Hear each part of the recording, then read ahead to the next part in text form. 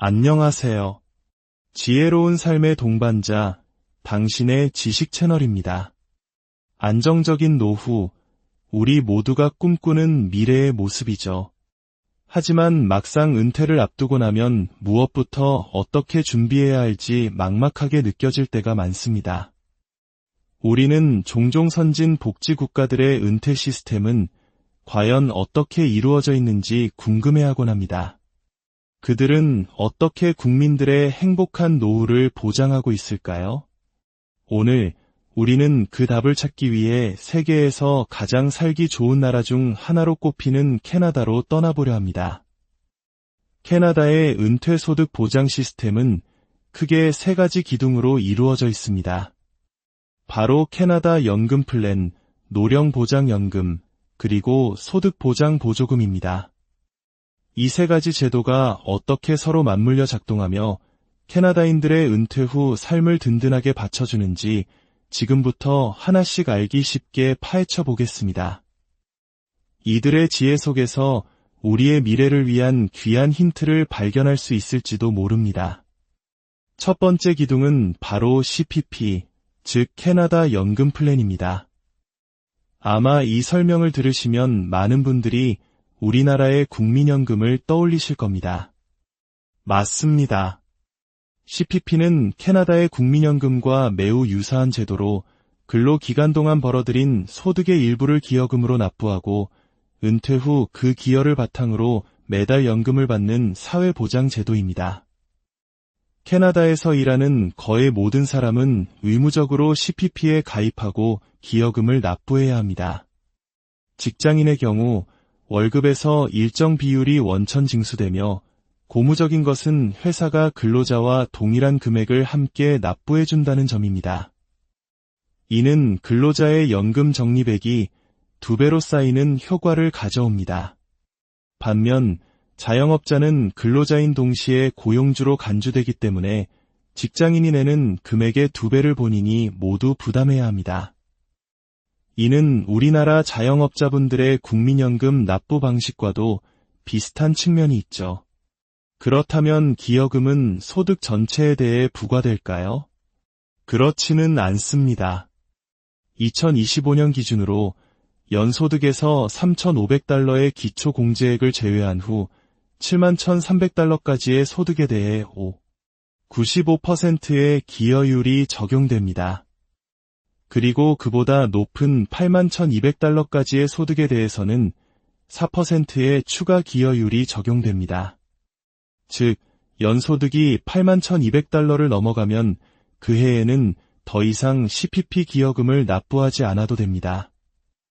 그래서 고소득 직장인들은 연말이 가까워질수록 실수령액이 늘어나는 경험을 하기도 합니다.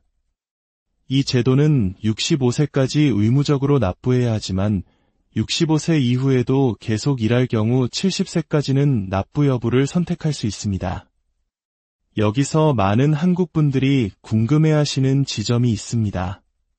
바로 내가 낸 연금이 과연 안전할까 하는 점이죠.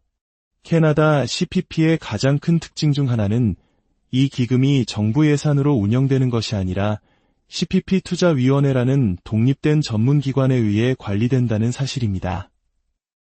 위원회는 정부의 간섭 없이 오직 기금의 장기적인 수익성과 안정성을 목표로 전 세계 자산에 투자합니다.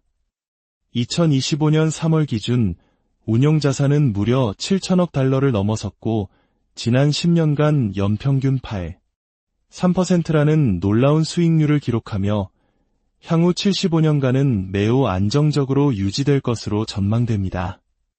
이는 정치적, 사회적 변수에 흔들리지 않는 연금 제도의 중요성을 보여주는 좋은 사례라 할 수 있습니다.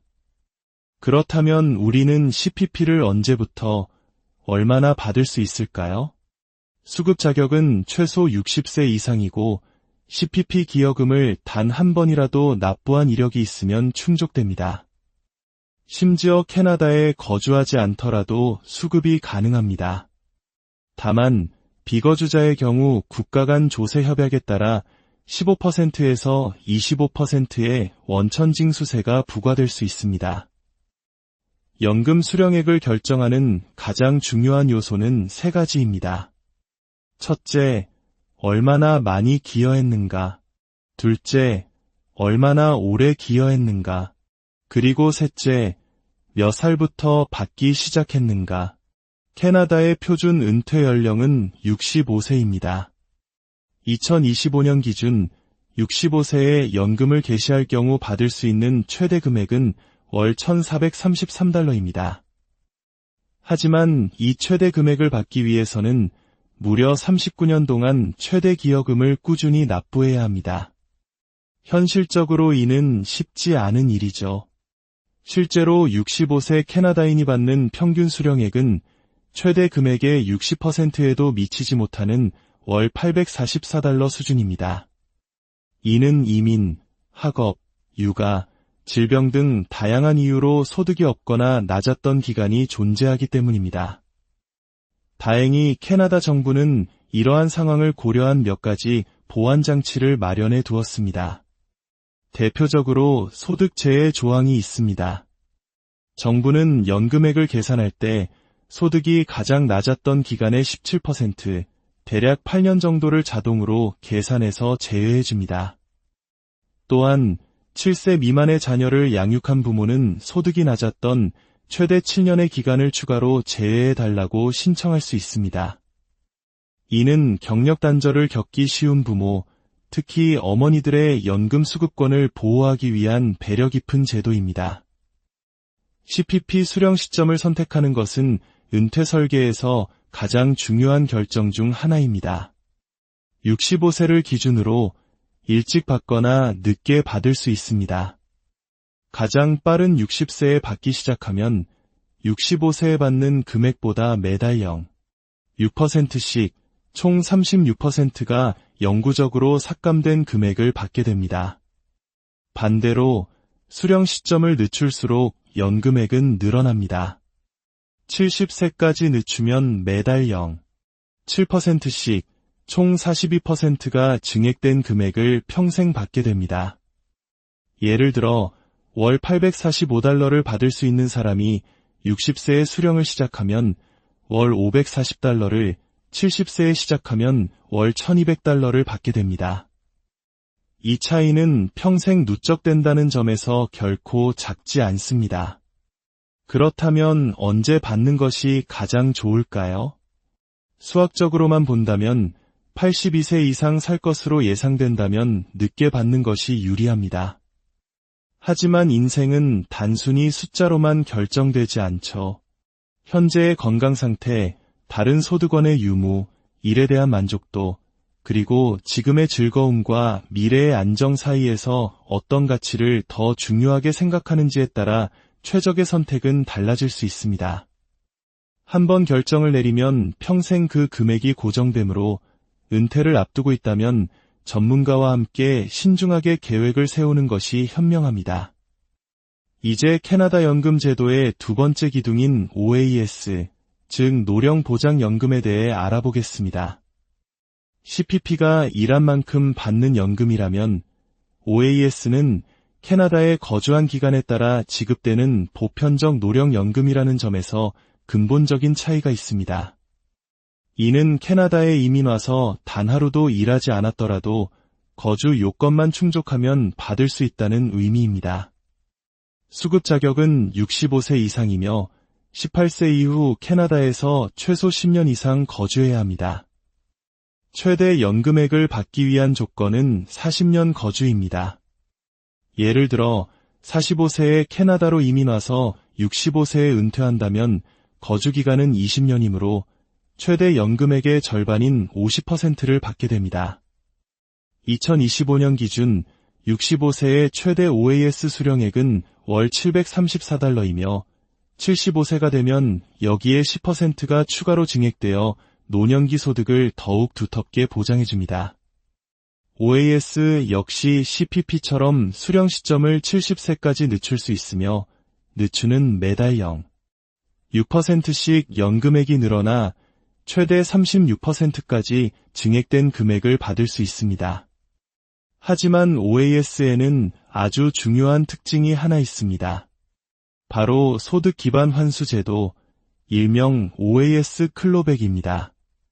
정부는 OAS를 모든 노인에게 지급하되 소득이 일정 수준 이상으로 높은 고소득 은퇴자에게는 지급했던 연금의 일부 또는 전부를 다시 세금 형태로 회수해갑니다. 2025년 기준으로 연간 순소득이 약 9만 $1,000를 초과하면 환수가 시작되며 14만 $8,000 이상이 되면 OAS 전액이 환수됩니다. 예를 들어 소득이 기준액보다 $10,000 많다면 초과분의 15%인 $1,500를 다음 해에 OAS 수령액에서 차감하는 방식으로 회수합니다. 이 환수 제도는 은퇴 계획에 매우 중요한 변수가 됩니다.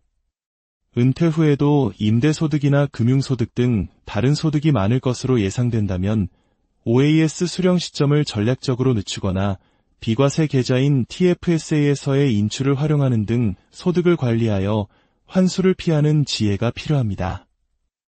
이는 캐나다 은퇴 설계의 핵심 중 하나로 꼽힙니다. 마지막으로 캐나다 연금 제도의 든든한 사회 안전망 역할을 하는 GIS, 즉 소득 보장 보조금에 대해 알아보겠습니다. GIS는 OAS를 받고 있는 저소득층 노인에게 추가적으로 지급되는 비과세 월간 혜택입니다. 즉, CPP와 OAS를 모두 합쳐도 생활이 어려운 분들을 위한 최소한의 소득 보장 장치라고 할 수 있습니다. 자격 요건은 매우 엄격하며 OAS를 제외한 연소득이 독신 가구 기준 약 $22,000 미만이어야 합니다. 소득 수준에 따라 차등 지급되며 최대 월 $1,097까지 받을 수 있습니다. GIS는 별도로 신청하지 않아도 정부가 세금 신고 내역을 바탕으로 자격 여부를 판단하여 OAS와 함께 자동으로 지급해주는 편리한 시스템을 갖추고 있습니다. 또한 GIS 프로그램에는 배우자 수당이라는 특별한 혜택이 포함되어 있습니다. 이는 GIS 수급자의 배우자가 아직 은퇴 연령이 되지 않은 60세에서 64세 사이일 경우 그 배우자에게도 생계비를 지원하는 제도입니다. 이는 한 사람의 은퇴가 가족 전체에 미치는 경제적 영향을 완화시켜주는 매우 인간적인 제도로 평가받고 있습니다. 지금까지 캐나다의 3층 연금 시스템인 CPP, OAS, GIS에 대해 자세히 살펴보았습니다. 일한 사람에게 기여에 따라 보상하는 CPP, 거주 기간에 따라 보편적으로 지급하는 OAS, 그리고 도움이 필요한 이들을 위한 사회 안전망 GIS. 이 세 가지 제도는 각기 다른 역할을 수행하며 때로는 서로의 부족한 부분을 채워주면서 캐나다 국민들의 노후를 입체적으로 보호하고 있습니다. 캐나다의 사례를 통해 우리는 무엇을 배울 수 있을까요? 가장 중요한 것은 아는 것이 힘이라는 점입니다. 나의 연금 제도를 정확히 이해하고 언제 어떻게 받는 것이 나에게 가장 유리한지 미리 계획하는 것이야말로 안정적인 노후의 첫걸음입니다.